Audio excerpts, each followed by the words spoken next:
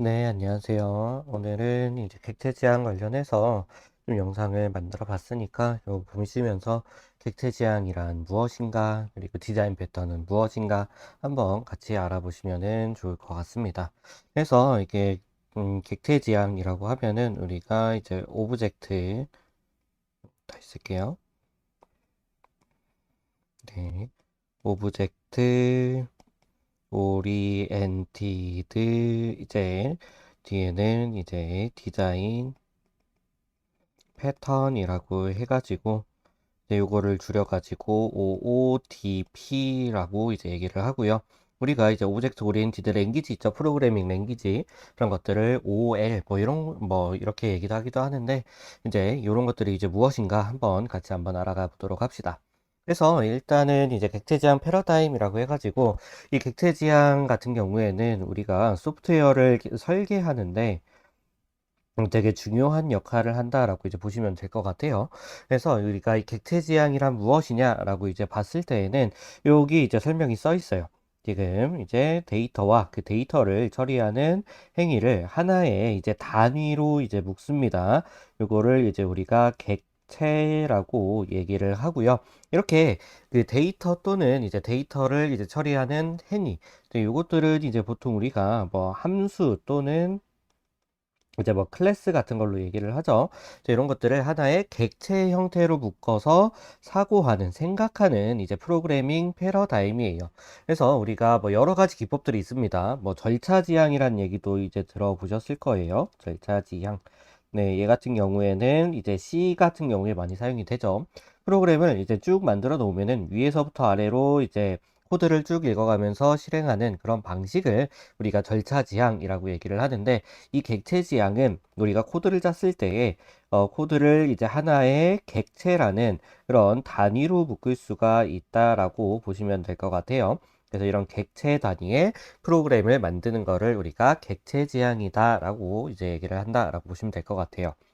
그래서 이제 절차 지향, 이제 Procedural Oriented Language라고 하면은 이 함수의 순서와 흐름이 중심이에요. 결국에는 코딩을 짰을 때 위에서부터 아래로 이 순서대로 이제 실행이 되고요. 만약에 이제 반복문들이 있다라고 하면은 이 내부적으로 이제 루프를 돌면서 실행, 아니면은 뭐 요새는 잘 안 쓰긴 하지만 고우투라는 문법이 있어요. 그래서 고우투 같은 경우에는 특정 섹션으로 이제 이동을 하면서 이제 실행, 뭐 이런 식으로 흐름이 되게 중요한 게 절차 지향이다라고 이제 보시면 될 것 같아요.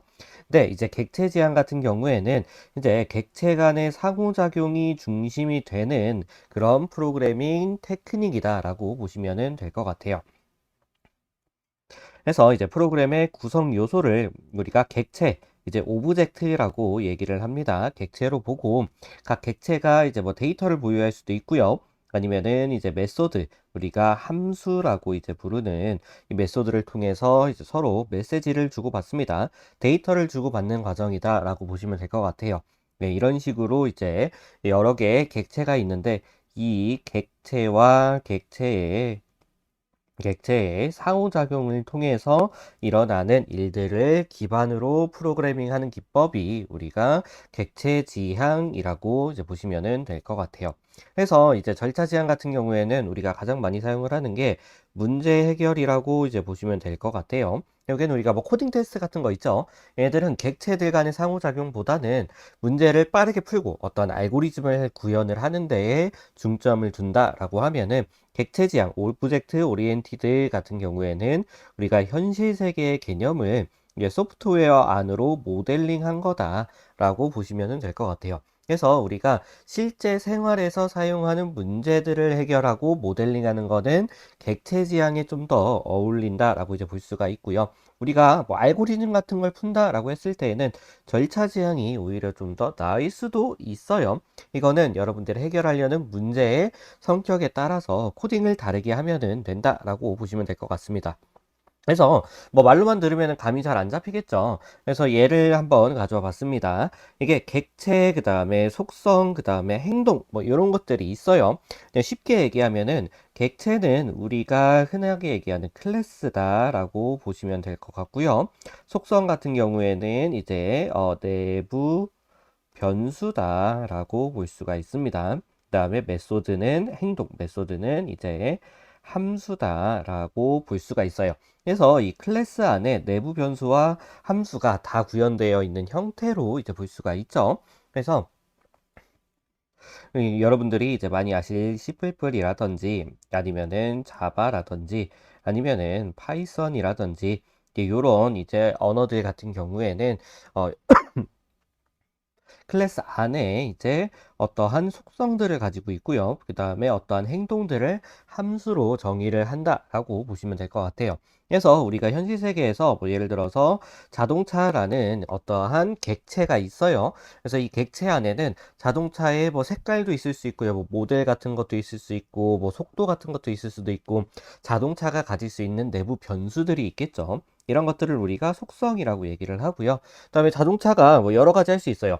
속도를 내서 가속을 할 수도 있고요. 아니면은 이제 감속을 해서 뭐 브레이크를 밟아서 멈출 수도 있죠. 이런 행동들을 우리가 메소드로 표현을 한다라고 보시면 될 것 같아요.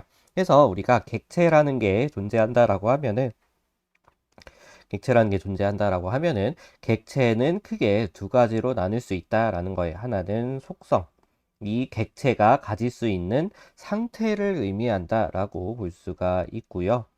그 다음에 행동이에요. 행동. 이 객체가 어떠한 액션들을 취하겠죠. 이러한 액션들을 우리가 뭐 메소드 같은 걸로 정의를 한다라고 이제 볼 수가 있습니다. 그래서 우리가 객체를 바라볼 때에는 이 객체가 어떠한 상태를 가질 수 있느냐, 어떠한 속성을 가질 수 있느냐가 되게 중요하고요. 그 다음에 이 객체가 어떠한 행동, 액션들을 취할 수 있느냐, 이런 것들이 중요하다라고 보시면은 될 것 같아요. 그래서 뭐 문법들 같은 경우에는 뭐 제가 간단하게만 소개를 시켜 드릴게요. 그래서 여러분들이 뭐 자바, C++, 파이썬 이런 거에 대한 문법, 클래스 문법은 안다라고 이제 생각을 하고 진행을 하겠습니다. 만약에 좀 잘 모르시는 분들이 있으시다라고 하시면은 요거 이제 뭐 블로그나 유튜브 같은데 클래스 문법들은 잘 나와 있으니까 한번 살펴보시면 좋을 것 같습니다. 그래서 우리가 여기 객체를 한번 정의를 해 놨어요. 여기 이제 객체를 정의를 해 놨고, 이 객체에는 특별하게 요 속성과 행동이 있다라고 말씀을 드렸습니다. 여러분들이 C나 자바 같은 경우에 익숙해져 있다라고 하면은 조금 익숙하지 않을 문법들이긴 한데, 우리가 뭐 자바 같은 경우에는 뭐 클래스, 그다음에 뭐 칼을 하나 만들어 놓고, 그다음에 뭐 뭘로 할까요? 스트링으로 할까요? 예, 스트링 하고서 뭐 컬러 그 다음에 스피드니까 뭐 더블로 할게요. 예, 더블 그 다음에 스피드 예, 요런 식의 이제 문법들을 많이들 사용을 하실 텐데 파이썬 같은 경우에는 이 생성자 안에서 요 내부 변수들을 정의를 합니다. 그래서 이 셀프는 자바나 C++에서의 this와 동일하다라고 보시면 될 것 같아요. 그래서 우리가 내부 변수로 컬러라는 내부 변수, 그 다음에 스피드라는 내부 변수, 즉 속성을 정의를 하고 있어요. 그래서 우리가 객체라고 했을 때에는 이 생성자를 통해서 이 객체가 가질 수 있는 속성들을 먼저 정의를 해준다라고 보시면 될 것 같아요. 그 다음에는 이제 행동을 또 정의를 해야겠죠. 이 카라는 자동차라는 객체가 수행할 수 있는 그런 행동들을 정의를 하는데 이런 것들을 우리가 행동 우리가 이제 뭐 함수라고 이제 얘기를 하긴 하지만 클래스 안에 있는 함수는 보통 메소드라고 이제 작성을 해요. 그래서 이 메소드들로 이 객체, 자동차라는 객체가 수행할 수 있는 행동을 정의를 한다라고 보시면 될 것 같아요.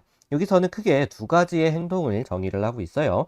하나는 가속이라는 이제 함수를 통해서 이 내부 속성의 값을 변화를 시켜주고 있고요. 그 다음에 스탑이라는 함수를 통해서 이 자동차의 속도를 0으로 만드는 그런 행동을 지금 취해주고 있습니다. 그래서 여러분들이 이제 보실 때에 이 객체 안에는 크게 상태를 나타내는 속성, 이건 변수로서 이제 표현을 한다라고 볼 수가 있어요.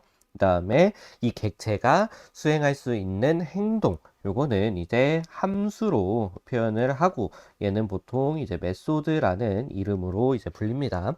그래서 함수나 메소드나 뭐 동일해요. 똑같이 함수를 나타내는 건데 이 메소드는 특히나 객체 안에 클래스 안에 있는 함수들을 우리가 메소드라고 한다. 이렇게 보시면 될 것 같아요. 그래서 이제 요약을 하자면은 이 객체가 자신의 데이터들이 있어요. 특정한 상태들과 그 다음에 행동이 있습니다. 행위들을 함께 가지고 있는 것이 이제 객체지향의 핵심이다라고 이제 보시면 될 것 같습니다. 그래서 간단하게 객체에는 상태를 나타내는 속성과 행동을 나타내는 메소드가 존재한다. 이렇게 보시면 될 것 같습니다. 자, 그러면은 이게 그냥 단순하게 객체지향이 클래스를 나타내느냐라고 이제 얘기를 했을 때에는 그거는 아니다라고 보시면 될 것 같아요. 이게 왜 그러냐라고 했을 때에는 먼저 객체지향의 네 가지의 특성에 대해서 먼저 알고 있어야 된다라는 겁니다. 객체지향의 네 가지의 특성이라고 하면은 크게 이제 캡슐레이션, 인캡슐레이션이에요. 그 다음에 abstraction, 추상화, 그 다음에 inheritance, 상속, 그 다음에 다형성, 이렇게 네 가지의 개념이 되게 중요한 요소로서 이제 살펴볼 수 있어요. 그래서 일단 객체지향이라고 하면은 요 네 가지는 무조건 가져가고 되게 중요한 요소다라고 볼 수가 있습니다. 그래서 객체지향을 왜 쓰느냐라고 이제 봤을 때에는 이 네 가지의 특성들을 기반으로 해서 객체지향 설계를 하는 데에 목적이 있다라고 볼 수가 있습니다. 그래서 이 설계는 결국에는 유연한 소프트웨어를 만드는 데 궁극적인 목표가 있다라고 이제 볼 수가 있어요. 그래서 이 객체지향의 네 가지의 특성을 하나씩 살펴보도록 할게요. 첫 번째는 이제 인캡슐레이션이에요. 네, 인캡슐레이션 같은 경우에는 이제 객체의 내부 속성과 기능을 감추고요. 외부에서는 정해진 인터페이스만 사용하도록 하는 거다라고 이제 되어 있는데 뭔 소린지 잘 모르겠죠? 네, 이거는 예시를 통해서 먼저 살펴보도록 할게요. 자, 여기 은행 계좌가 있습니다. 네, 은행 계좌예요. 네, 이 같은 경우에는 이제 살펴보면은 요 내부 변수를 이제 밸런스 잔액입니다. 잔액. 네, 잔액이라는 거를 가지고 있고요. 그 다음에 행동은 크게 지금 세 가지를 가지고 있어요. 디포짓, 그 다음에 withdraw, 그 다음에 이제 get balance. 뭐 요거 이제 크게 세 가지의 이제 행동들을 가지고 있다라고 이제 보시면 될 것 같습니다. 디포짓은 이제 예금이고요. 위스로우는 인출이고요. 그 다음에 get balance는 잔액 조회. 뭐 요 정도로 이제 보시면 될 것 같아요. 예, 잔액 조회. 그 다음에 위스로우가 인출. 그 다음에 뭐 디포짓은 뭐 예금. 뭐 요 정도로 이제 보시면 될 것 같습니다. 네, 그래서 이제 내부적으로는 이 은행 계좌라는 거 안에 은행 계좌라는 이 객체 안에 한 가지가 은닉되어 있어요. 뭐가 은닉되어 있냐라고 이제 하면은 하나의 변수, 즉 우리가 내부적으로 선언을 해놨던 이 밸런스라는 게 숨어 있다라고 이제 보시면 될 것 같아요. 그래서 외부에 이 사용자가 이 은행 계좌를 사용하려고 이제 보면은 이 잔액을 직접적으로 건드릴 수는 없다라고 이제 보시면 될 것 같아요.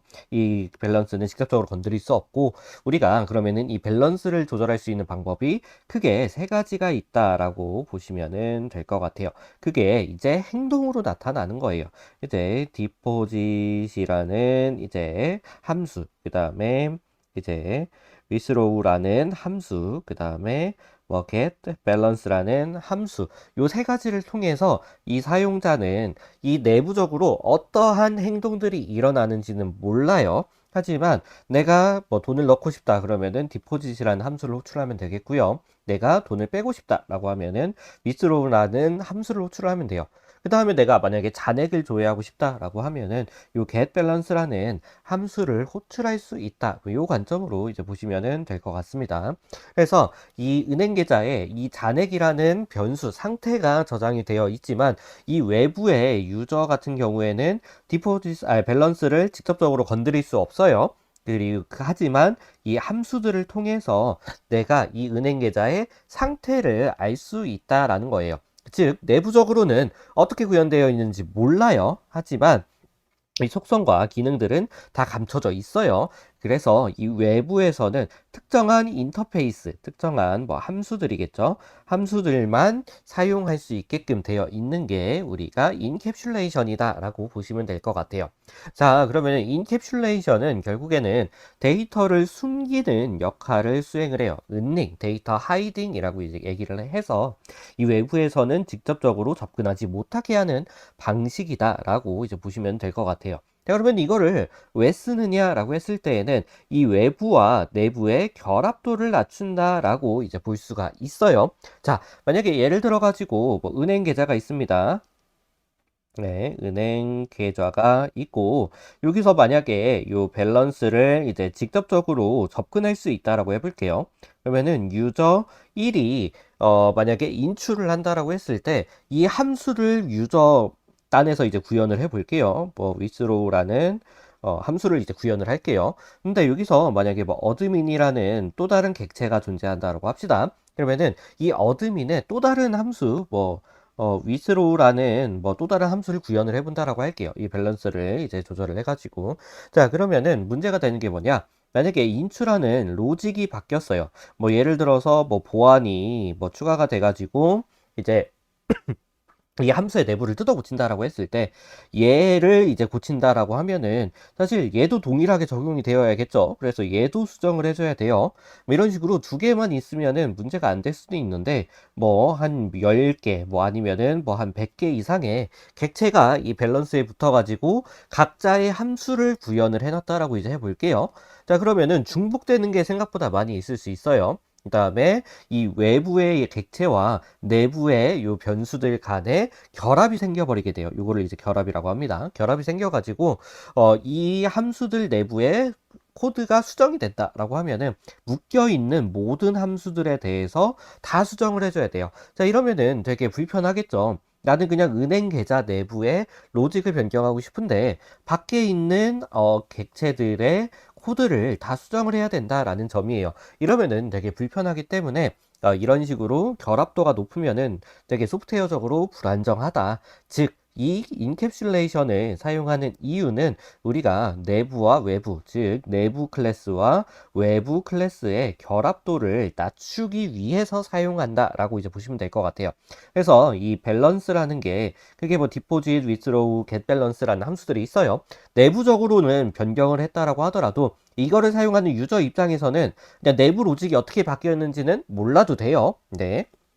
그렇지만 그냥 얘네들만 그냥 가져와서 사용을 하면 되는 방식이기 때문에 요 인캡슐레이션이 결국에는 좀 더 소프트웨어적으로 안정하게 만들 수 있다. 이렇게 보시면 될 것 같아요. 자, 이런 것들을 구현하기 위해서 우리가 접근 제어자를 사용한다라고 이제 보시면 될 것 같아요.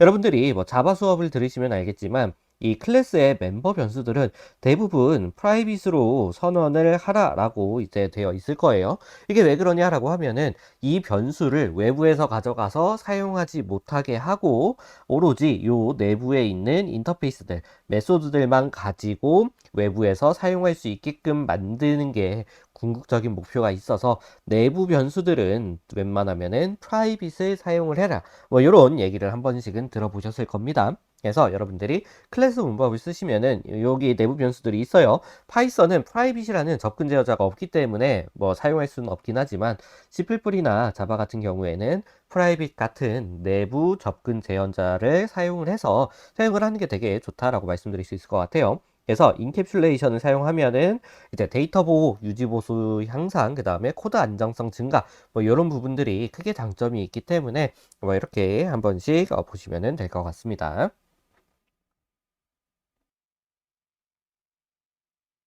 네, 그 다음에는 이제 추상화예요. abstraction이라고 얘기를 하는데, 자, 제가 아까 얘기했던 것 중에 하나가 이 함수들 있죠? 함수들 내부에서는 어떠한 일들이 일어나는지 외부 사용자한테 알려줄 필요가 없다라는 거예요. 즉, 이 복잡한 시스템에서 중요한 부분만 드러내고 불필요한 세부 사항은 감추는 방식입니다. 그래서 우리가 이런 함수들을 이제 뭐 구현을 해 놨어요. 자, 이런 인터페이스들만 제공을 합니다. 우리가. 인터페이스라고 이제 얘기를 하는데, 이제 자바나 C++ 같은 경우에 인터페이스라는 그런 클래스와 비슷한 문법이 있어요. 그거라고 생각을 하시면 됩니다. 그래서 이제 파이썬 같은 경우에는 직접적으로 인터페이스를 구현을 할 수 없다 보니까 abstract 메소드라는 걸 사용을 해서 우리가 인터페이스를 구현을 하고는 합니다. 네, 이거는 문법적인 거니까 뭐 이런 것들은 그냥 간단하게 설명을 하고 넘어갈게요. 즉, 우리가 내부적으로 이 페이먼트라는 시스템에서 이 pay라는 함수가 있어요. 결제하는 그런 함수가 있다라고 했을 때 내부적으로 얘가 어떻게 동작하는지는 뭐 알 필요 없다는 거예요. 그냥 이 사용자는 우리가 이 payment라는 시스템에 가져가서 내가 결제를 하고 싶다라고 하면은 그냥 pay라는 함수를 호출을 하면 되겠구나. 이렇게만 보시면 된다라는 거예요. 즉, 이 추상화, abstraction이라는 개념 자체는 얘를 가지고 이 객체들을 가지고 무엇을 할 수 있는가에 이제 집중을 하면은 이제 된다라는 거예요. 얘가 어떻게 구현되는지, 어떻게 돌아가는지 이거는 뭐 잘 구현했겠지라고 생각을 하고 나는 그냥 이 함수만 가져와서 쓰면 된다. 사용자 유저는 그냥 내가 이 함수를 가져와서 사용만 하면 되겠다라는 데에 이제 초점을 맞춘다라고 이제 볼 수가 있고요. 구현을 하는 사람은 이 내부를 이제 잘 구현을 해야겠죠. 얘가 어떻게 쓸지는 내가 몰라도 돼요. 그냥 유저가 가져가서 알아서 잘 쓰겠지라고 생각을 하는 거예요. 그래서 어떻게 동작하는가, 즉 이 내부 구현만 집중적으로 생각을 하면 된다라는 겁니다. 그래서 우리가 이 추상화라는 개념 자체가 이제 유저와 사용자의, 그러니까 유저와 구현하는 사람의 결합도를 느슨하게 만드는 방식이다라고 이제 보시면 될 것 같습니다. 그래서 이제 인터페이스가 지원되는 이제 문법 같은 경우에는 인터페이스, 그 다음에 abstract class 이런 것들을 사용을 해서 우리가 abstraction을 구현을 해낼 수 있다라는 거예요. 그래서 이렇게 하면 장점이 뭐냐라고 했을 때에는 이제 사용자는 내가 내부적으로 로직을 구현을 신경을 안 써도 돼요. 알아서 잘 구현할 수 있고, 그 다음에 구현하는 사람은 얘를 어떻게 쓸지 뭐 알아서 잘 쓰겠지 하면서 내가 할 것만 하면 된다라는 거예요. 그래서 이제 유저와 그 다음에 개발자의 결합도가 이제 낮아질 수 있고요. 그다음에 얘네들은 각자의 역할만 수행하면 되기 때문에 분업 같은 경우에도 좀 더 효율적이게 할 수 있다. 이런 식으로 보시면 될 것 같습니다. 그 다음에 이제 객체 지향의 세 번째 주요 특징이 상속이에요. 이 상속 같은 경우에는 클래스의 확장을 의미한다라고 보시면 될 것 같습니다. 여러분들이 자바나 C++에서 이제 문법들을 배우실 때 상속이라는 문법들을 이제 한 번씩은 배우셨을 거예요. 이거를 왜 구현해야 되느냐라고 했을 때에는 이 객체 지향에서의 확장을 구현하기 위해서 필요하다라고 이제 볼 수가 있습니다. 그래서 이 상속 같은 경우에는 특히나 is a 관계를 표현한다라고 이제 볼 수 있는데 이게 뭔 소리냐라고 이제 봤을 때에는 dog is an animal 이라는 이제 표현을 할 수 있다라는 거예요. 자, 우리가 특정한 animal이라는 객체를 하나 만들었어요. 자, 그러면은 얘랑 별개로 도구를 이제 뭐 강아지를 구현할 수가 있겠죠. 근데 만약에 얘네들이 중복되는 애들이 있다라고 이제 해볼게요. 예, 중복되는 함수가 있을 수 있겠죠. 뭐 애니멀이 뭐 speak라는 함수를 통해서 짖는다라고 이제 했을 때에는 뭐 이게 중복이 될 거예요. 자, 그러면은 내가 이 강아지라는 객체를 따로 만들 게 아니라 우리가 코딩을 하는 주요 목적 중에 하나가 중복을 줄이는 데 있어요. 그래서 얘를 아예 그냥 포함을 시켜버리는 방식이 있다라는 겁니다. 그래서 우리가 애니멀 안에 새로운 도그라는 클래스, 좀 더 이제 큰 개념에서 작은 개념이 됐다가 아니라 큰 개념에서 좀 더 얘를 이제 구체화 시켰다라고 보시면 될 것 같아요. 그래서 우리가 궁극적으로 봤을 때에는 이 코드의 중복을 제거할 수 있고요. 그 다음에 뭐 똑같은 이 스피크라는 함수를 뭐 강아지에서 쓸 수 있고 캣에서 쓸 수 있고 아니면 뭐 겉에서 쓸 수 있고 되게 다양하게 쓸 수 있죠. 공통 로직에 대한 재사용이 가능하다라고 이제 볼 수가 있습니다. 그래서 뭐 이 구현 예시를 좀 보게 되면은 이 애니멀이라는 클래스를 도구가 상속을 받아서 파이썬에서의 상속은 이렇게 합니다.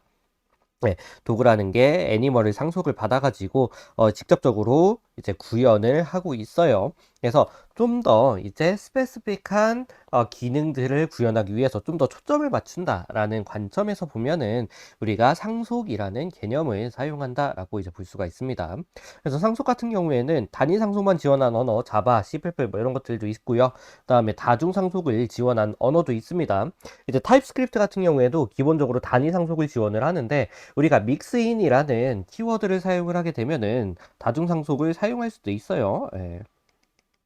이라는 키워드를 쓰면은 그래서 요거는 이제 좀 더 하이 레벨 그런 문법들이기 때문에 좀 더 여러분들이 타입스크립트를 공부를 하고 싶다라고 하시면은 이런 믹스인 키워드도 한 번씩은 공부를 해보시면은 좋을 것 같아요. 다만 이 상속이라는 거는 결국에는 여러 개의 클래스를 묶어서 사용하는 그런 구조다 보니까 이 상속 구조가 많아지게 되면은 코드가 좀 복잡해질 수가 있어요. 그래서 이제 과도한 상속보다는 적당한 상속 구조를 사용하는 거를 좀 권장을 드린다라고 볼 수가 있습니다. 그래서 우리가 이제 이런 것들은 이제 뭐 오버라이드라는 기능들로 이제 표현을 하게 되고요. 그래서 이 스피크라는 함수를 강아지에 가져와서 좀 더 구체적으로 정의를 했다라고 볼 수가 있습니다. 그래서 만약에 뭐 클래스 cat이라는 그런 객체를 하나 만들어 볼게요. 여기서도 이제 뭐 speak라는 그런 함수를 하나 이제 상속받아서 만들어낼 수 있겠죠. 여기서는 뭐 프린트 해가지고 뭐 야옹 이라는 뭐 그런 어, 함수를 하나 만들었다라고 이제 합시다. 자, 그러면은 이제 얘를 봤을 때 내가 뭐 이런 것도 할 수 있다라는 거예요. 자, 메인 클래스에서 우리가 애니멀스라는 걸 해가지고 이제 도구를 이제 만들고요. 그 다음에 뭐 cat이라는 객체를 만들었다라고 이제 해볼게요. 그러면은 이제 반복문을 통해서 animal in animals라는 반복문을 통해 가지고 이 animal의 speak 라는 요 함수를 이제 실행을 해볼 수도 있겠죠. 자, 이런 식으로 봤을 때 도구랑 캣은 서로 다른 객체예요. 지금 클래스가 요 캣이라는 객체 따로 구현이 되어 있고요. 그 다음에 이 도구라는 객체에 따로 지금 구현이 되어 있어요. 하지만 얘네들은 모두 애니멀이라는 객체를 상속받았기 때문에 지금 애니멀에 있는 speak라는 함수를 사용할 수 있다라는 거예요. 자, 이런 식으로 우리가 여러 개의 서로 다른 객체가 동일한 부모를 상속받고 있는 구조다라고 했을 때 이 반복되는 함수를 직접적으로 우리가 호출할 수도 있고요. 좀 더 편리한 구조로서 이 소프트웨어를 만들 수 있다라는 장점이 있습니다. 그래서 우리가 이 상속을 사용하는 이유 같은 경우에는 결국에는 기존 있는 클래스를 활용을 해서 내가 소프트웨어를 안정적으로 만들기 위한 목적이 있다라고 보시면 될 것 같습니다. 네, 이렇게 이제 객체 지향의 세 번째 특성인 상속에 대해서 이제 살펴봤고요. 그 다음에는 다형성, 폴리몰피즘이에요. 자, 이 폴리몰피즘은 하나의 인터페이스가 이제 메소드나 이제 인터페이스가 여러 가지 형태로 동작할 수 있는 성질을 의미해요. 자, 상속 관계에서 이제 동일한 메소드 이름이지만 실제 동작은 객체의 구체적인 타입에 따라 달라진다라고 이제 보시면 될 것 같습니다. 자, 아까 제가 예를 들었던 이제 코드예요. 자, 지금 보면은 캣이라는 이제 객체가 있고요. 카우라는 객체가 있어요. 자, 얘를 이제 반복문을 통해서 실행을 하는 거는 얘가 동일한 객체인 애니멀을 상속을 받았기 때문에 이제 요런 a.speak라는 함수를 실행할 수 있었어요. 자, 근데 얘가 이제 각자 이제 캣이 실행되고 카우가 실행될 거예요. 자, 캣은 야옹하고 울겠죠? 그 다음에 카우는 이제 음매하고 울겠죠? 이런 식으로 각각의 객체에서 수행하는 기능들을 각자 클래스에다가 따로 구현을 하는 거예요. 자, 똑같은 스피크라는 함수지만 이 클래스에 따라서 이제 다른 기능을 수행하도록 만드는 것. 이게 우리가 다형성이라고 이제 부른다라고 보시면 될 것 같아요. 다형성. 네. 그래서 이 다형성은 결국에는 동일한 메소드일 거예요. 이름이 동일하다라는 거예요. 동일한 메소드이지만 객체에 따라서 다른 기능들을 수행하게 만드는 게 우리 다형성이라고 부르자라고 하는 거고 영어로는 폴리모피즘이에요. 그래서 우리가 객체 지향에서의 뭐 여러 가지 속성들이 있지만 이 다형성은 상속 관계에서 객체의 특성을 나타내는데 주요한 성질이다라고 이제 보시면 될 것 같아요. 자, 그래서 이 다형성은 이 객체의 특성을 나타낸다라고 이제 보시면 됩니다. 그래서 이 동적 바인딩을 통해서 우리가 동적 바인딩을 이런 식이에요. 이제 이 A라는 애는 결국에는 지금 단계에서 얘가 어떠한 객체일지는 몰라요. 얘가 캣일 수도 있고요, 카우일 수도 있어요. 얘는 다만 애니멀이라는 객체로서 이제 표현이 될 텐데 얘가 어떤 객체일지는 아직은 모릅니다. 하지만 얘가 프로그램이 실행이 되면서 런타임에서 이 포분을 돌면서 얘가 캣이 첫 번째는 캣, 두 번째는 카우이라는 게 결정이 되죠. 이게 컴파일 단계에서 결정이 되는 게 아니라 우리가 런타임에서 결정이 되는 방식을 동적 바인딩이라고 얘기를 해요. 그래서 런타임의 메소드가 이제 결정이 돼서 내가 여기에다가 뭐 예를 들어서 도구를 하나 추가를 했다라고 하면은 여기 하나, 둘, 세 개를 이제 실행이 쭉 되는 과정에서 이 스피크가 어떤 함수가 실행이 될지 런타임에서 결정이 되는 방식이다라고 보시면 될 것 같습니다. 이게 동적 바인딩이에요. 자, 이런 것들은 이제 우리가 오버라이딩이라는 게 있고요. 오버로딩이라는 게 있어요. 그래서 여러분들이 오버라이딩, 오버로딩이 궁금하시면은 이 자바, 그다음에 이제 C++ 문법들을 좀 찾아보시면 될 것 같습니다. 이거는 상속 관계에서 어떻게 사용하느냐에 따라서 조금 달라져요. 오버라이딩, 오버로딩. 그래서 이거는 여러분들이 한번 차이점을 한번 찾아보시면 좋을 것 같습니다. 자, 그래서 우리가 현재 요약을 하자면은 객체 지향에서 크게 네 가지의 특성이 있다라고 말씀을 드렸어요. 첫 번째는 우리가 그 뭐였죠? 네, 번째는 그 인캡슐레이션이죠. 네. 첫 번째는 이제 인캡슐레이션이에요. 네. 얘 같은 경우에는 이제 사용자가 여러 가지 이제 객체들을 가지고 있을 텐데 웹 특정한 인터페이스를 사용하도록 강요하는 그런 내용이다라고 이제 보시면 될 것 같고요. 그다음에 abstraction이에요. 네, 이 추상화 같은 경우에는 사용자가 내부적인 로직을 몰라도 사용할 수 있게 만드는 테크닉이다라고 이제 보시면 될 것 같습니다. 그래서 얘네 둘 같은 경우에는 이제 내부 외부의 결합도를 낮추는 데 궁극적인 목표가 있다라고 보시면 될 것 같고요. 그 다음에는 이제 상속이에요.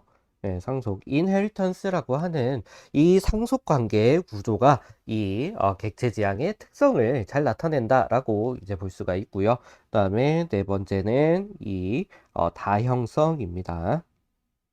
네, 얘들 같은 경우에는 이제 상속에 대한 오브젝트와 그다음에 오브젝트 간의 그런 성질들을 나타낸다라고 이제 볼 수가 있을 것 같아요. 그래서 이 상속 관계, 그다음에 여러 가지 함수들을 이제 특성을 나타내는 이런 다형성, 뭐 이런 구조들을 이제 알고 계시면 좋을 것 같습니다.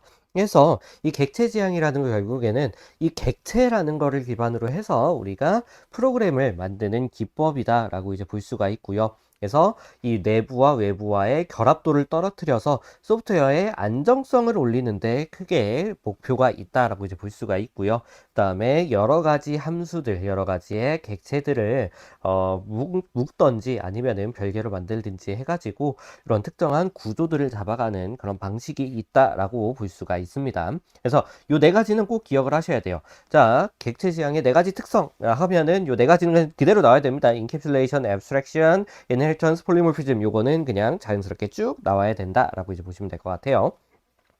그래서 결국에는 이 객체 지향이라고 얘기를 했을 때에 이 객체 지향의 뭐 분석도 있고요. 아니면 객체 지향 설계도 있고요. 객체 지향 프로그래밍도 있어요. 그래서 이제 우리가 객체 지향이라고 하면은 오브젝트 오리엔티드라는 이 줄여서 OO라고 합니다. 오브젝트 오리엔티드를 기반으로 해서 애널리시스, 분석, 그 다음에 뭐 디자인, 그 다음에 뭐 프로그래밍, 뭐 이런 이제 기법들이 있다라는 거예요. 그래서 이 객체 지향은 단순하게 문법이나 스타일이 아니에요. 단순한 코딩 스타일이나 문법이 아니라 이 분석을 먼저 수행을 하고요. 자, 우리가 이 객체 지향 어디다 쓴다 그랬어요? 현실 세계의 문제예요. 현실 문제를 처음에 분석을 하고요. 그 다음에 얘를 바탕으로 내가 프로그램을 어떻게 짤지 설계를 하고요. 그 다음에 여러 가지 문법들을 통해서 프로그래밍을 하는 이 세 가지의 단계를 모두 포함하는 개념이다 라고 이제 보시면 될 것 같아요. 단순하게 객체 지향을 그냥 클래스 문법이다? 아닙니다. 네, 객체 지향은 문제를 분석하고, 즉 내가 현실 세계 문제를 클래스로 구현을 할 때 어떻게 구현을 할지 그 결합 관계에 대해서 고민을 계속 해보고요. 그걸 기반으로 설계를 해야 돼요. 이 설계라는 거는 클래스 다이어그램 같은 거 있죠? UML 같은 거. 그런 것들에 대한 내용이다 라고 이제 보시면 될 것 같고, 그걸 기반으로 직접 프로그래밍 하는 단계다 라고 이제 보시면 될 것 같습니다. 그래서 설계 단계에서는 우리가 현실 세계의 문제를 이제 객체와 관계로 이제 식별을 한다라고 이제 보시면 될 것 같아요. 자, 예를 들어서 우리가 뭐 동물농장을 이제 뭐 코드로 구현한다라고 해볼게요. 자, 그러면은 이 현실 세계의 문제, 동물농장이라는 문제를 어떻게 프로그래밍으로 구현을 할 것이냐. 자, 개 객체 따로, 개 함수 따로, 뭐 고양이 함수 따로 이렇게 구현을 할 것이냐. 아니면은 개, 고양이, 뭐 아까 뭐 있었죠? 소 이런 것들을 한데 묶어 가지고 뭐 예를 들어서 개, 고양이, 뭐 소, 뭐 이런 것들을 한데 묶어가지고 이제 동물이라는 클래스로 만들어서 얘네들의 반복되는 함수들을 재사용할 것이냐, 뭐 이런 식으로 여러 가지의 문제점들을 분석하는 단계가 먼저 필요하다라고 이제 볼 수가 있고요. 그 다음에는 설계예요. 즉, 이 분석 결과를 바탕으로 내가 어떻게 클래스를 만들 것이냐, 어떻게 인터페이스를 만들 것이냐, 이 상호작용을 구체화한다라고 이제 보시면 될 것 같아요. 즉, 이제 뭐 클래스 다이어그램이라든지 아니면은 뭐 UML 같은 거 이제 만들어 가지고 여러분들이 구현할 직접적으로 구현할 클래스들 아니면은 뭐 멤버 변수들 아니면 메소드들 이런 것들을 직접적으로 정의를 한다라고 이제 볼 수 있을 것 같아요. 그런 것들을 우리가 솔리드 원칙이라고 하고요. 그 다음에 밑에서 배울 이제 디자인 패턴들을 고려해서 설계를 한다라고 보시면은 될 것 같아요. 네. 그 다음에 결국엔 마지막으로는 이제 객체 지향 프로그래밍이에요. 오브젝트 오리엔티드 프로그래밍이라고 해가지고 실제적으로 구현을 하는 단계예요. 이제 객체 지향이 지원을 해주는 문법, 대표적으로는 자바, 그 다음에 이제 C++ 또는 이제 뭐 C# 같은 거 아니면은 파이썬 같은 경우에도 이제 오브젝트 오리엔티드 랭귀지예요. 파이썬을 그냥 알고리즘 푸는 언어다라고 이제 아시는 분들도 많은데 파이썬과 자바가 대표적인 객체 지향 언어예요. 클래스 문법을 강력하게 지원을 하고요.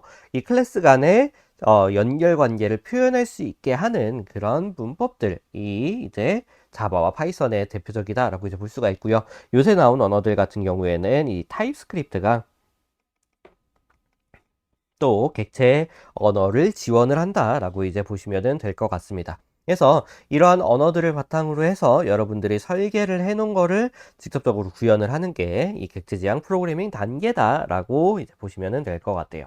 자, 그러면은 우리가 이런 뭐 질문이 나올 수 있어요. 왜 객체 지향이 중요한가라고 이제 봤을 때에는 크게 네 가지의 장점이 있다라고 이제 보시면 될 것 같아요. 첫 번째로는 이제 복잡성을 관리할 수 있어요. 이 시스템, 현실 세계의 문제를 이 모든 함수, 뭐 이거를 다 통틀어서 동작할 수 있는 함수 하나를 만드는 게 아니라 객체별로 기능을 분리를 하고요. 객체별로 상태를 분리를 하는 거예요. 그래서 A라는 객체의 상태, B라는 객체의 상태, 뭐 C라는 객체의 상태를 만들고 얘네들이 상호작용을 할 특정한 메소드를 구현을 하면 된다라는 거예요. 즉, 우리가 뭐 이런 A 플러스 B 플러스 C라는 하나의 객체를 만들어서 함수를 쭉 만든다. 이건 어려워요. 얘를 잘게 쪼개가지고 구현을 하는 방식이 우리가 객체 지향에서의 장점이다라고 볼 수가 있을 것 같아요. 그 다음에 유지보수성이 향상될 수 있다라는 장점이 있습니다. 만약에 구현을 하다가 예를 들어서 B가 업그레이드가 됐어요. 자, 이런 단계에서는 B가 업그레이드가 되면은 내부적인 함수 또 전체적으로 다 바꿔야 돼요. 이거 어려워요. 예, 단순히 이 객체 지향으로 설계를 하면은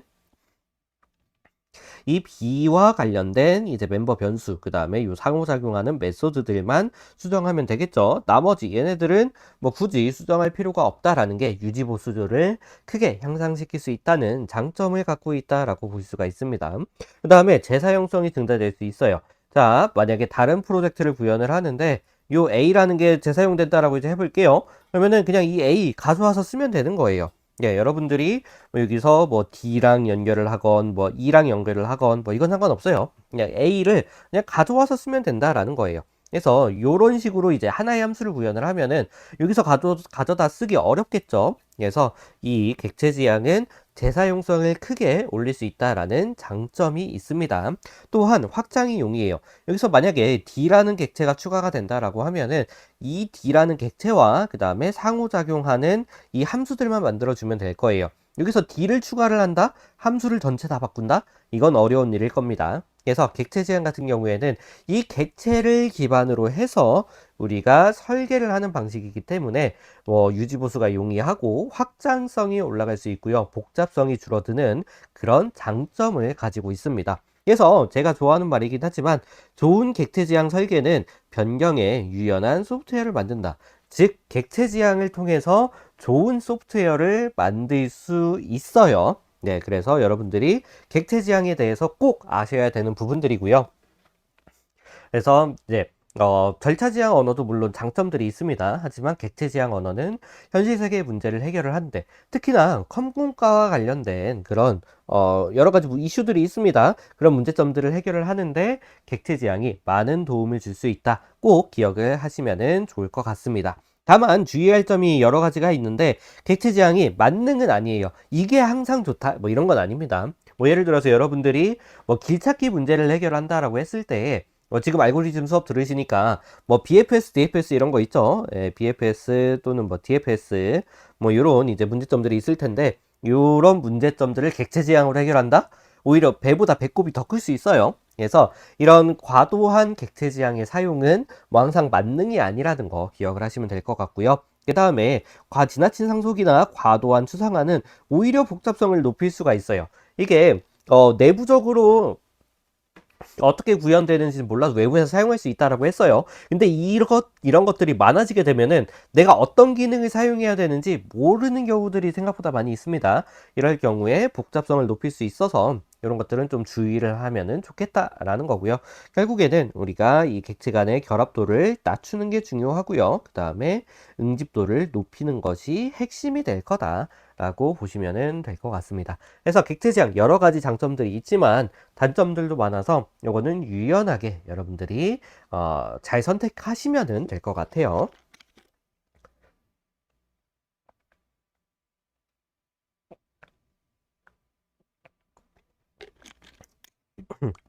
그래서 이제 핵심적으로 이제 인캡슐레이션, 앱스트랙션, 인헤리턴스, 폴리모피즘 요거에 대한 네 가지는 꼭 기억을 하시면 좋겠다라고 볼 수가 있습니다. 자, 그 다음에는 이제 객체 지향과 디자인 패턴이에요.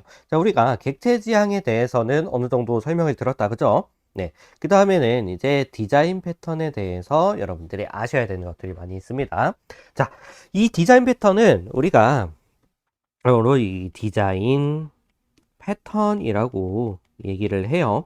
자, 그러면은 이 말을 그대로 풀어보면은 디자인, 설계를 어떻게 하는지에 대한 방법론이다라고 이제 볼 수가 있어요.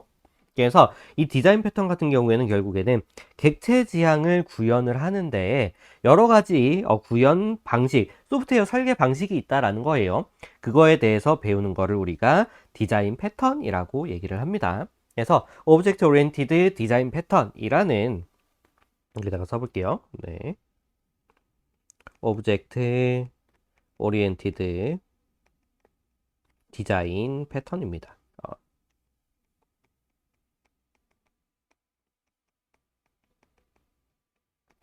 네. 요거에 대해서 이제 앞으로 쭉 알아볼 거예요. 영상들이 여러 개 있을 겁니다. 여러분들이 이런 것들은 꼭 기억을 하시면 좋겠다라고 볼 수가 있을 것 같아요. 자, 그래서 이제 디자인 패턴이란 무엇이냐라고 이제 하면은 이 디자인 패턴은 객체 지향 설계에서 이제 반복적으로 등장하는 문제들이 있어요. 이거를 해결하기 위해 사용하는 여러 가지 솔루션이다라고 볼 수가 있습니다. 설계 해법이에요. 그래서 얘네들은 이미 만들어진 게 되게 많아요. 반복적으로 등장하는 그런 디자인 패턴들이 많이 있습니다. 문제점들이 있어요. 그래서 이 반복되는 문제를 해결하기 위한 솔루션을 뭐 몇십 년 동안 소프트웨어 공학자들이 미리 설계를 해준 게 있습니다. 그게 우리가 디자인 패턴이다라고 볼 수가 있어요. 그래서 이 개발자들이 수십 년 동안 이제 여러 경험들을 통해서 좋은 설계 방법에 대해서 뭐 미리 만들어 놓은 게 있겠죠. 그걸 우리는 그냥 가져다가 쓰면 되는 거예요. 그걸 배우는 게 디자인 패턴을 공부한다라고 이제 볼 수가 있습니다. 그래서 디자인 패턴을 쓰게 되면은 장점이 몇십 년 동안 쌓아놓은 그런 결과물들 내가 코딩할 때 적용을 해서 좀 더 깔끔하고 완성도 높고 안정성이 높은 그런 코드를 설계할 수 있다라는 장점이 있습니다. 그래서 이 디자인 패턴은 결국에는 코드가 아니에요. 이 코드로 구현이 되겠지만 결국에는 설계를 어떻게 하느냐 아이디어입니다. 아이디어. 그래서 이 아이디어를 이제 여러분들이 공부를 하시는 거고요. 자, 여러분 아이디어이기 때문에 어떤 언어나 기술의 프레임워크에 상관없이 적용 가능한 거예요. 그래서 뭐 예를 들어서 밑에 뭐 싱글톤이라는 디자인 패턴이 있는데 이거는 구현하는 것 자체는 언어에 따라 조금 달라질 거예요. 근데 여러분들이 싱글톤이라는 아이디어를 배우게 되면은 이거를 뭐 C로도 구현할 수 있고 자바로도 구현할 수 있고 파이썬으로 구현할 수 있고 뭐 어떤 언어든지 간에 아니면 여러분들이 뭐 리액트를 쓰든 뷰를 쓰든 뭐 싱글톤이라는 거를 가져다가 쓸 수 있는 거예요. 자, 이런 식으로 이 디자인 패턴은 이 아이디어를 배우는 방식이다라는 게 꼭 중요합니다. 그래서 요거는 꼭 기억을 하시면 좋을 것 같고요. 그래서 이 객체지향의 유연성과 재사용성, 객체지향의 장점 중에 이제 하나죠. 유연성과 재사용성을 올릴 수 있는 이제 구체적인 실천 도구다라고 보시면 될 것 같아요. 그래서 우리가 이 문제를 해결하는 방법을 매번 새로 생각하는 게 아니라 이미 검증된 구조를 활용하는 데 있어요. 그래서 여러분들이 이 디자인 패턴 총 21가지에서 이제 23가지가 있습니다. 이 디자인 패턴을 배우시고 난 다음에는 이 디자인 패턴을 여러분들의 소프트웨어 설계에 적용을 해서 좀 더 완성도 높은 깔끔한 코드를 만들 수 있다. 즉 코드를 잘 짜는 방법을 배우고 싶다라고 하면은 이 디자인 패턴을 배우시면 되는 거예요. 자, 남들이 몇십 년 동안 이제 많은 고민을 통해서 만들어 놓은 설계 방법 이거 그냥 가져다가 쓰면 되겠죠. 예, 그래서 우리가 왜 디자인 패턴을 배워야 되느냐, 여기는 남들이 만들어 놓은 거 좋은 거 가져다가 쓰겠다라는 거예요. 그래서 여러분들이 뭐 아셔야 될 문법들도 많고 되게 테크닉적인 부분들도 많기는 하지만 이미 잘 설계가 되어 있고 완성도가 높은 구조이기 때문에 여러분들이 그냥 가져다가 쓰면 된다라는 장점이 있고요. 그 다음에 이거는 결국에는 소프트웨어를 설계하는 방식인 거예요. 네, 설계 방식이기 때문에 여러분들이 요 유지보수와 확장성에 대한 부분은 특히나 더 고민할 필요가 없다라는 거예요. 남들이 이미 고민을 잘 해가지고 설계 아이디어를 만들어 놨어요. 그래서 여러분들이 그거 가져다가 쓰면은 유지보수도 쉽고요. 확장성도 쉬워요. 그래서 여러분들이 그냥 가져다가 쓰면 된다. 얼마나 좋은 거예요. 예, 좋죠. 예, 그렇기 때문에 디자인 패턴을 꼭 배워야 된다라고 이제 볼 수가 있고요. 그 다음에 이제 표준화예요. 자, 그래서 만약에 여러분들이 회사에 갔어요. 근데 사수가 여러분들한테 뭐 요 구조는 뭐 싱글톤으로 이제 구현을 하면 되겠다. 그 다음에 이거 팩토리로 이제 구현을 하면은 좀 더 빠르게 구현할 수 있을 것 같다라고 이제 얘기를 했는데 여러분들이 소프트웨어 엔지니어링을 안 배웠어요. 네, 그래서 그런 디자인 패턴을 모른다라고 했을 때에는 좀 이슈가 될 수 있습니다. 웬만하면은 대부분 가장 많이 쓰는 게 뭐 옵저버라든지 아니면 뭐 팩토리라든지 이런 이제 중요한 디자인 패턴들이 있거든요. 그래서 이제 요런 디자인 패턴들 설명하려면은 진짜 어려워요. 이 옵저버 디자인 패턴은 이제 뭐 어떤 뭐 노티파이어가 있고 그다음에 뭐 리스너가 있어가지고 구독을 해서 이제 전체적으로 브로드캐스팅하는 방식이다라고 하면은 뭐 지금 뭔 소리인지 잘 모르겠죠. 근데 여러분들이 이런 옵저버라든지 팩토리라든지 디자인 패턴들에 대해서 공부를 하게 되면은 그냥 뭐 이 부분 팩토리 패턴으로 구현을 했어라고 하면은 이 팩토리 패턴으로 구현을 하기 위한 필수적인 객체들이 몇 개 있거든요. 그냥 여러분들은 이 코드 분석을 위해서 얘가 팩토리인 걸 알면은 얘가 어떻게 동작을 하는지 그 다음에 필수적인 객체들만 찾아서 얘가 구체적으로 어떻게 컨크리트 메소드로 구현이 되어 있는지만 찾으면 되는 거예요. 그래서 이게 코드를 남들이 만들어 놓은 거 이해하기도 쉬워진다라는 거예요. 즉 표준화가 잘 된다라는 관점으로 볼 수가 있습니다. 그래서 여러분들이 뭐 이런 거 디자인 패턴은 결국에는 많이 쓰이고 소프트웨어 공학자라면은 자주 쓰는 패턴들이 존재해요. 그래서 이런 것들에 대해서는 꼭 아셔야지 남들이 만들어 놓은 코드 내가 이해할 수 있고요. 그 다음에 내가 좀 더 깔끔하고 완성도 높은 코드를 만들어낼 수 있다라는 장점이 있습니다. 또한 이 객체 지향 원리와 연결이 되는 거예요. 아까 말씀드렸던 이제 솔리드 원칙이에요. 그래서 이 객체 지향에서의 장점들을 우리가 소프트웨어의 설계적인 부분에서 가져올 수 있다라고 이제 볼 수가 있고요. 그래서 뭐 예를 들면은 뭐 전략 패턴이라는 게 있어요. 스트레이지 패턴이라는 게 있는데 여기서는 이제 개방 폐쇄 원칙과 그 다음에 의존성 역전 원칙이라는 게 적용이 되어 있는데 요거는 이제 이 전략 패턴에서 제가 한번 설명을 드릴 겁니다. 이러한 이제 원칙들에 대해서 디자인 그 객체 지향이라는 그 원칙들에 대해서 이 디자인 패턴과 연결 부분들이 다 있어요. 그래서 제가 이런 부분들은 이제 세부적인 디자인 패턴에 들어갔을 때 좀 더 설명을 드려보려고 합니다. 그래서 디자인 패턴은 총 제가 뭐 21가지에서 23가지가 있다라고 이제 말씀을 드렸어요. 그래서 이 21가지에서 23가지 GOF라는 이 패턴들이 존재하고 크게 세 가지 범주가 있어요. 생성 패턴, 그 다음에 구조 패턴, 행위 패턴이라고 하는데 이게 객체를 만드는 방식에 대한 그런 생성 패턴이 존재하고요. 그 다음에 객체의 구조를 나타내는 구조 패턴이라는 게 존재하고요. 그 다음에 객체들 간의 인터랙션, 행동들이 있겠죠. 이런 행동들을 정의해야 하는 행위 패턴이라는 게 있습니다. 그래서 우리가 객체 지향에 이제 21가지에서 23가지의 패턴들이 있는데 크게 생성, 구조, 행위 패턴이 있고요. 대표적인 패턴을 이제 여기 써놨습니다. 이런 것들에 대해서 제가 다 설명을 드릴 거예요. 그래서 사실 조금 그렇긴 한데 이런 디자인 패턴들을 제가 객체 지향 수업에서 여러분들이 배우셔야 된다라고 이제 생각은 하는데 사실 저희 학교의 객체 지향 수업은 자바 수업이다 보니까 이런 것들을 다루지가 않는다라고 전 들었어요. 그래서 어떻게 보면은 초급 프로젝트에서 소프트웨어 공학의 기초적인 내용은 좀 배워야 된다고 생각을 해서 이렇게 디자인 패턴들을 설명하는 시간을 좀 마련을 했으니까 여러분들이 여기서 이 수업에서 여러분들이 객체 지향에 대한 내용들, 이 디자인 패턴들에 대한 내용들을 학습을 하고 난 다음에 여러분들이 직접 소프트웨어적으로 설계를 직접 해보시면 좋을 것 같아요. 그래서 제가 요 세부적인 디자인 패턴들을 설명을 드릴 때 코드 예시들을 같이 다 설명을 드릴 거니까 그것도 한번 돌려보시면 좋겠다라는 생각이 있습니다.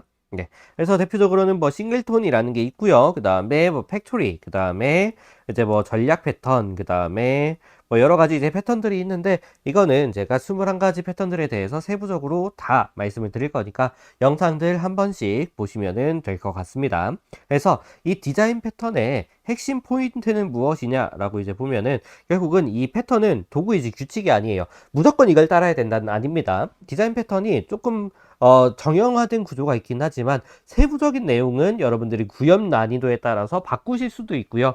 아니면은 뭐 구현이 뭐 이게 좀 더 필요하다라고 하면은 좀 더 구현을 할 수도 있어요. 그래서 얘를 무조건 지켜야 된다라기보다는 남들이 고민해 놓은 무언가가 있는데 그 패턴대로 이제 만드시면은 참고가 될 거다. 뭐 그 정도로 이제 이해를 하시면은 될 것 같아요. 그 다음에 결국에는 변화의 유연한 구조를 만드는 게 목표예요. 그래서 여러분들이 이제 회사에 가시게 되면은 코드를 한 번 만들고 버리지 않아요. 다른 프로젝트에 갔을 때 그대로 재활용하는 경우들이 꽤 있습니다. 그래서 이 디자인 패턴의 본질은 결국에는 변경을 쉽게 하는 설계예요. 그래서 내가 어떤 프로그램을 쭉 만들어 놨어요. 이거 가져가서 이제 QA라는 걸 하게 될 텐데 검수예요, 검수. 검수를 한 단계에서 뭐 기획자, CEO, 뭐 대표를 다 보겠죠? 봤는데 좀 별로예요. 이거 고쳐줘, 이거 고쳐줘, 이거 고쳐줘 하는데 여러분들이 함수를 그냥 쭉 만들어 놓으면은 이거 고쳐줘 하는 게 생각보다 오래 걸릴 수 있습니다. 하지만 여러분들이 디자인 패턴을 적용을 하시게 된다면은 이러한 변화 설계하는 게 조금 더 유연해지고 좀 더 쉬워진다라고 보시면은 될 것 같아요. 자, 그 다음에는 이제 패턴보다 원칙이 먼저예요. 결국에는 이제 여러분들이 이 디자인 패턴을 외우는 거는 사실 의미가 없습니다. 이 디자인 패턴을 왜 사용해야 되고 내부적으로 이제 객체 지향의 원리들이 다 적용되어 있어요. 그러한 원리들을 알아야지 객체 지향에 대한 이해도가 높아지고 그러면은 이 디자인 패턴에 대한 원리를 쉽게 이해할 수 있어요. 네, 그렇기 때문에 여러분들이 이 디자인 패턴을 단순히 얘는 뭐다라고 왜 암기하는 것보다는 이 소프트웨어적인 설계 왜 필요한지, 그 다음에 얘가 어떻게 구성되어 있는지 그런 내용들을 아셔야 된다라고 보시면 될 것 같습니다. 결국에는 이 패턴은 남들이 만들어 놓은 경험들을 코드화한 설계 지식이라는 거예요. 그래서 이 패턴을 학습함으로써 이제 뭐 다른 개발자들이 만들어 놓은 그런 사고 방식에 대해서 여러분들이 습득할 수 있고요. 이 소프트웨어에 어떻게 설계를 하는지 좀 더 유연하게 설계가 가능하다라는 거예요. 그래서 여러분들이 좋은 개발자가 되고 싶다, 좀 더 완성도가 높은 코드 프로젝트를 만들어 보고 싶다라고 하시면은 이 디자인 패턴에 대해서 꼭 아시면은 좋을 것 같다라고 생각을 하고 있습니다. 네, 그래서 이제 마무리를 하자면은 결국에는 제가 이번 시간에 객체 지향과 디자인 패턴에 대해서 이제 좀 설명을 드렸어요. 객체 지향은 결국에는 이 프로그램을, 현실 세계의 문제를 프로그램으로 가져올 때 그냥 뭐 흐름대로 맡기는 게 아니라 객체를 위주로 해서 설계하는 방식이라고 말씀을 드렸습니다. 그래서 구체적인 예시 같은 경우에는 다음 시간에 디자인 패턴을 하면서 좀 설명을 드릴 테지만, 예, 여러분들이 이 객체 지향이 왜 필요한지에 대한 컨셉은 알아주시면 좋을 것 같아요. 결국에는 현실 세계의 문제를 해결을 할 때에는 여러 개의 객체들이 필요하다라는 거예요. 객체 하나, 객체 둘, 객체 셋, 이런 식으로 상호작용이 중요하다 보니까 그런 객체를 나눠서 코딩하는 기법이 필요해진 거고, 그 기법을 우리가 디자인 패턴이라고 얘기를 한다라고 보시면 될 것 같아요. 그래서 우리가 현실 세계의 문제를 이제 계속 설계를 하고 해결을 해 나갈 거예요. 그런 테크닉을 우리가 디자인 패턴이라고 하고요. 여기에는 왜 쓰냐라고 보면은 재사용성 올리고 유지 보수성 올리고 확장성을 올리는 데 있다라고 이제 보시면 될 것 같아요. 그래서 이 디자인 패턴은 남들이 만들어 놓은 그런 효율적인 내용들, 그 다음에 표준화와 관련된 내용들을 여러분들이 공부를 하는 개념이다라고 이제 보시면 될 것 같고요. 그래서 이 디자인 패턴을 배우시게 되면은 여러분들이 좀 더 효율적인 코딩을 할 수 있다, 이렇게 보시면 될 것 같습니다. 그래서 대표적인 패턴은 이렇게 쭉 있는데 이런 것들에 대해서 이제 한 번씩 설명을 드려 볼 거고요. 결국에는 우리가 핵심적인 요약을 보면은 이렇게 요약할 수 있을 것 같아요. 변형 가능한 부분을 캡슐화하고 의존성을 최소화한다 라는 이 말이 있는데, 요거는 이제 세부적인 객체 지향 구현 단계에서 제가 다시 한번 설명을 드려보도록 하겠습니다. 그래서 객체 지향은 사고방식이고요. 디자인 패턴은 구현하기 위한 지침서다 라고 이제 보시면 될 것 같습니다. 그래서 객체 지향과 디자인 패턴 왜 배워야 되느냐?